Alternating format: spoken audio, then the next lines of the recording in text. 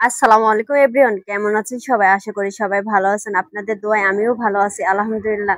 আজকে নতুন একটা রান্নার রেসিপি নিয়ে চলে এসেছি। মাটির পাতিলে হাঁসের মাংস রান্না করব। দেখে ভিডিওর শুরুতে লুক দেখে বুঝতে পারছেন কি একটা রান্না করবেন। দেখতেই পাচ্ছেন কত মজার একটা রান্না করব। ভিডিওর সাথে থাকবেন।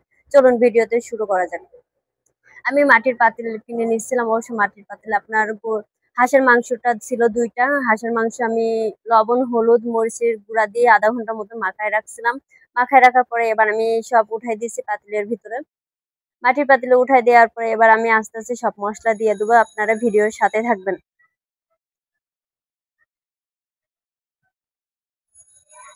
এবার আমি দেখতে পাচ্ছেন ৩-৪ টা হচ্ছে তেজপাতা দিছিলাম, ৫ পিস মতন এলাচ দিছিলাম, শুকনা মরিচ ৪ টা মতন দিছিলাম, কেটে দিছিলাম। আর লবঙ্গ দিছিলাম। সাথে কিন্তু গরম মসলাও ছিল ৪-৫ কুচি মতন। আর এবার মসলা দিয়ে দিছিলাম কিছুটা ধনে গুঁড়া, মরিচ গুঁড়া, আপনার হলুদ গুঁড়া ১ চামচ করে দিছিলাম। কিন্তু হাঁসের গোশ একটু বেশি ছিল, মসলা আমি একটু বেশি দিছিলাম। এখানে ছিল আপনার পেঁয়াজ বাটা ছিল ৫ টা। আর জিরা বাটা ছিল ২ চামচ। আর রসুন বাটা ছিল আপনার, এখানে ছিল আদা বাটা। পরিমাণ দেখে বুঝতে পারছেন কতটুকু দিছে। যে এতটুকু রান্না করবেন অবশ্যই ওই পরিমাণে আপনার মসলা দেওয়া লাগবে। পেঁয়াজ বাটাটা একটু বেশি দিলে আপনার ঝোলটা একটু গাঢ় আসবে। আর ঝোলটা একটু গাঢ় আসলে খেতে কিন্তু অনেকটা একটা মজা আসে। এবার আমি দিয়ে দেবো ৪ টে পেঁয়াজ কুচি, ১ বাটি মতন। দেখতে পাচ্ছেন দিয়ে দিছি। এবার দিয়ে দেবো ৬ টা মতন রসুন কাটা। এটা ছিল কিন্তু দেশি রসুন। আপনারা দেশি রসুন দিলে কিন্তু রান্নার মজাটা অনেকটা সফট হয়ে যাবে। এবার আমি দিয়ে দিছিলাম ১ বাটি সয়াবিন তেল। আর যেহেতু হাঁসের গোশে তেল ছেড়ে দেয়, আমি বেশি তেল দিব না। ১ বাটি তেল দিলে যথেষ্ট, আর তেল লাগবে না। এবার আমি গোশটা ভালোভাবে একটু মাখায় নেব। দেখতে পাচ্ছেন আমি শুরু করি। ভালোভাবে যত আপনি মাখাবেন, লবণটা আমি একটু পরে দেবো। ভালোভাবে যতটাই মাখাবেন দেখবেন ততটাই গোশটা খেতে স্বাদ হবে।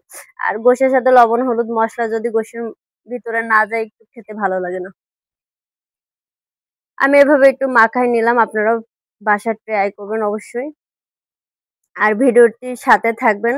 যতক্ষণ আমি যাই করি না কেন আপনাদের সাথে শেয়ার করব। এবার আমি লবণটা দিয়ে আরো ভালোভাবে মাখায় নেব। মাখায় নেওয়ার পরে এবার উম আমি কিন্তু তরকারিতে পানি এড করব না। এবার চুলায় বসায় দিয়েছি। চুলায় হাই হিটে আমি চুলাটা বসায় দিয়েছি। এবার আমি মাংসটা ঢেকে দিলাম। পানি কিন্তু এমনিতেই ছেড়ে দিবে। হাঁসের মাংস কষানোর সময় পানি না দিলেও চলে। দেখতে পাচ্ছেন পানি ছেড়ে দিছে। এটা আমি কষাই নেব। দিয়ে এবার হচ্ছে কষানি আমার প্রায় শেষের দিকে। দেখতে পাচ্ছেন কত সুন্দর রান্না হতে চলেছে। আর ভিডিওর সাথে থাকবেন। দেখতে পাচ্ছেন পানি ছেড়ে দিয়েছে, কত সুন্দর কষানির কাছাকাছি কালারটা কি সুন্দর এসেছে মাশাআল্লাহ। আম দেখতে পাচ্ছেন কষানি প্রায় শেষের দিকে। এবার আমি দিয়ে দেবো পানি পরিমাণ মতন। পরিমাণ মতো পানি দিয়ে দেবো। আপনারা যতটুকু হাঁস রান্না করবেন তার পরিমাণ মতন। হাঁস একটু সফটে সিদ্ধ ভালো না হলে অবশ্যই খেতে ভালো লাগে না। আমি পরিমাণ মতো পানি দিয়ে দিচ্ছিলাম। একটু পানি দেওয়ার পরে নেড়ে দেব। নেড়ে দেওয়ার পরে একটু ভিডিওর সাথে থাকবেন।